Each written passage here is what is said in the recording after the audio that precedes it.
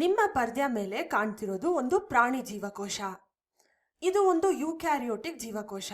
ಯೂಕ್ಯಾರಿಯೋಟಿಕ್ ಜೀವಕೋಶ ಅಂದ್ರೆ ಪೊರೆ ಬಂಧಿತ ಕಣದಂಗಗಳಿರುತ್ತೆ.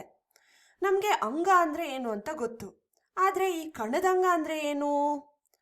ಕಣದಂಗಗಳು ಅಂದ್ರೆ ಚಿಕ್ಕ ಅಂಗಗಳು.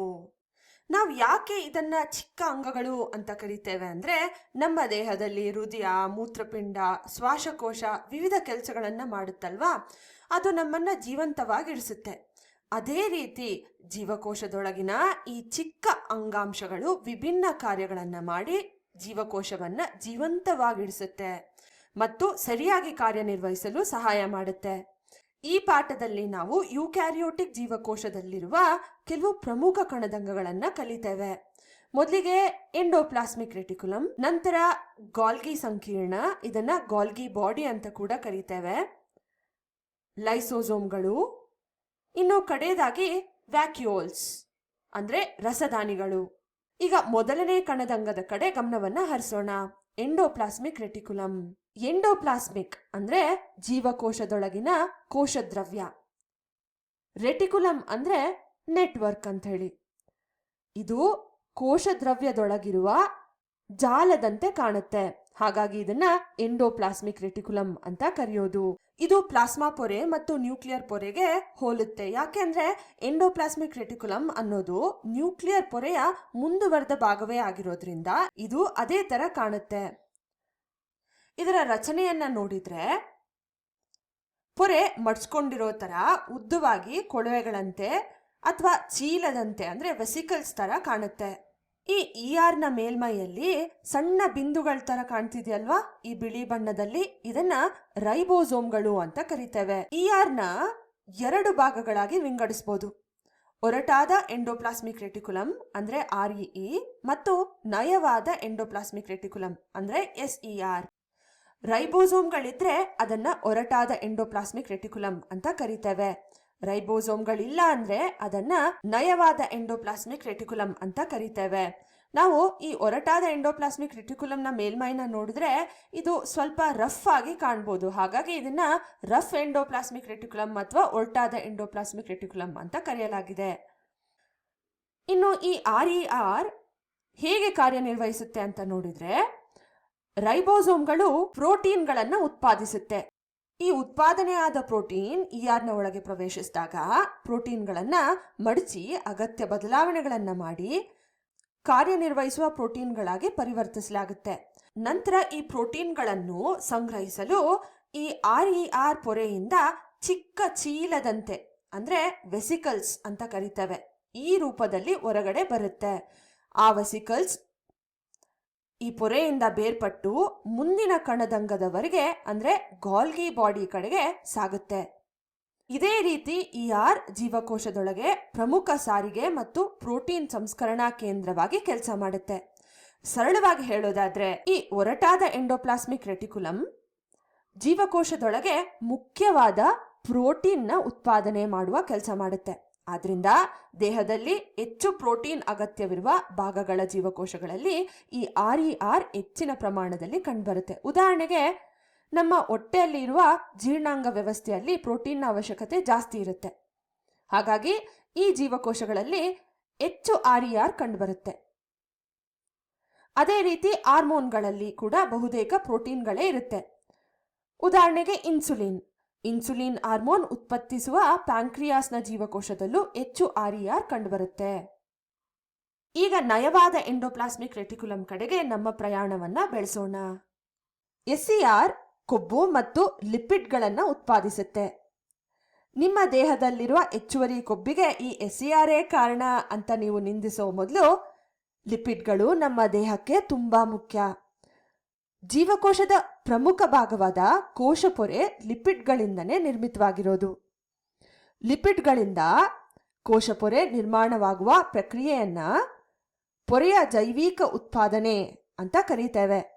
SER ಮತ್ತೊಂದು ಮುಖ್ಯವಾದ ಕೆಲಸವನ್ನ ಮಾಡುತ್ತೆ, ವಿಷಕಾರಿ ಪದಾರ್ಥಗಳನ್ನ ಡಿಟಾಕ್ಸಿಫೈ ಮಾಡುತ್ತೆ. ಈ ಪ್ರಕ್ರಿಯೆ ಮುಖ್ಯವಾಗಿ ಲಿವರ್ನಲ್ಲಿ ನಡೆಯುತ್ತೆ. ಅಲ್ಲಿರುವ ಜೀವಕೋಶಗಳು ವಿಷಕಾರಿ ಪದಾರ್ಥಗಳನ್ನ ಜಲದಲ್ಲಿ ಕರಗುವ ರೂಪಕ್ಕೆ ಬದಲಾಯಿಸಿ ನಂತರ ಮೂತ್ರದ ಮೂಲಕ ದೇಹದಿಂದ ಹೊರಗೆ ಹೋಗುತ್ತೆ. ಈಗ ಮತ್ತೊಂದು ಮುಖ್ಯವಾದ ಕಣದಂಗವಾದ ಗಾಲ್ಗಿ ಸಂಕೀರ್ಣದ ಬಗ್ಗೆ ತಿಳ್ಕೊಳ್ಳೋಣ. ಇದನ್ನ ಕಂಡುಹಿಡಿದ ವಿಜ್ಞಾನಿ ಕ್ಯಾಮಿಲೋ ಗಾಲ್ಗಿ.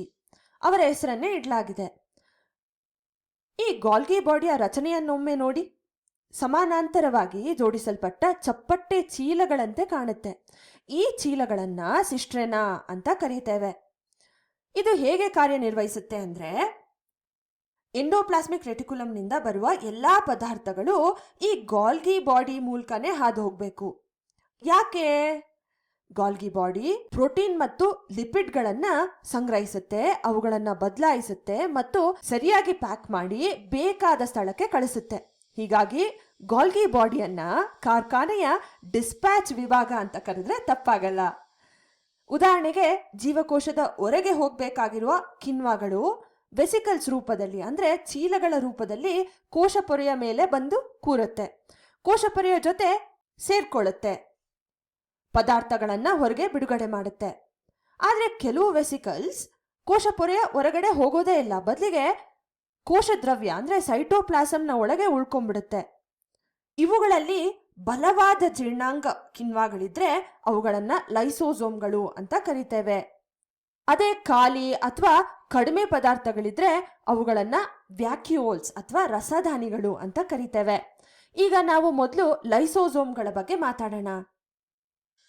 ಲೈಸೋಸೋಮ್ಗಳಲ್ಲಿ ಇರುವ ಜೀರ್ಣಾಂಗ ಎನ್ಸೈಮ್ಗಳು ಏನ್ ಮಾಡುತ್ತೆ? ಇವುಗಳ ಮುಖ್ಯ ಕೆಲಸ ಬಂದು ಜೀವಕೋಶವನ್ನ ಸುರಕ್ಷಿತವಾಗಿ ಮತ್ತು ಆರೋಗ್ಯವಾಗಿ ಕಾಪಾಡೋದು. ಉದಾಹರಣೆಗೆ, ಜೀವಕೋಶದ ಬಳಿ ಯಾವುದಾದ್ರೂ ಹಾನಿಕಾರಕ ಬ್ಯಾಕ್ಟೀರಿಯಾ ಬಂದ್ರೆ ಜೀವಕೋಶ ಅದನ್ನ ಎನ್ಗಲ್ಪ್ ಮಾಡ್ಕೊಂಡ್ಬಿಡುತ್ತೆ, ಅಂದ್ರೆ ಒಳಗೆ ತಗೊಂಡ್ಬಿಡುತ್ತೆ. ಲೈಸೋಸೋಮ್ ಹೋಗಿ ತನ್ನ ಎನ್ಸೈಮ್ಗಳನ್ನ ಬಿಡುಗಡೆ ಮಾಡಿ ಆ ಬ್ಯಾಕ್ಟೀರಿಯಾನ ಜೀರ್ಣಿಸಿ ನಾಶ ಮಾಡ್ಕೊಳ್ಳುತ್ತೆ. ಹೀಗೆ ಜೀವಕೋಶವನ್ನ ಹೊರಗಿನ ಆಕ್ರಮಣದಿಂದ ಸಂರಕ್ಷಿಸುತ್ತೆ. ಜೀವಕೋಶದೊಳಗೆ ಯಾವುದಾದ್ರೂ ಕಣದಂಗ, ಉದಾಹರಣೆಗೆ ಮೈಟೊಕಾಂಡ್ರಿಯಾ, ಸರಿಯಾಗಿ ಕೆಲಸ ಮಾಡ್ತಿಲ್ಲ ಅಂದ್ರೆ ಲೈಸೋಸೋಮ್ ಅದನ್ನ ಜೀರ್ಣಿಸಿ ನಾಶ ಮಾಡುತ್ತೆ.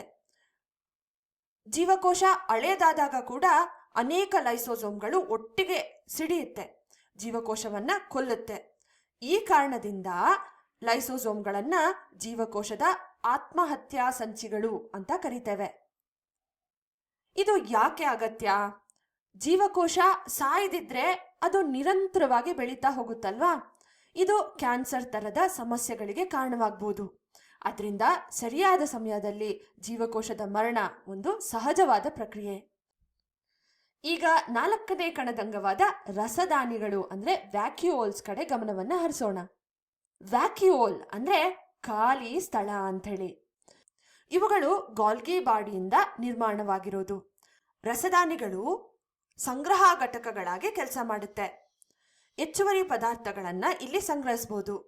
ಅಮಿನೋ ಆಸಿಡ್ಗಳು, ನೀರು, ಸಕ್ಕರೆ, ಆರ್ಗ್ಯಾನಿಕ್ ಆಸಿಡ್ಗಳು, ಪ್ರೋಟೀನ್ಗಳು. ಸಸ್ಯಕೋಶದ ರಸದಾನಿ ಹೆಚ್ಚಿನ ಪ್ರಮಾಣದ ನೀರನ್ನ ಹೊಂದಿರುತ್ತೆ. ಆದ್ರಿಂದ ಸಸ್ಯ ಜೀವಕೋಶಗಳಲ್ಲಿ ರಸದಾನಿಗಳು ತುಂಬಾ ದೊಡ್ಡವು. ಜೀವಕೋಶದ ಸರಿಸುಮಾರು 50-90% ವರೆಗೂ ಅವು ಆಕ್ರಮಿಸಿರುತ್ತೆ.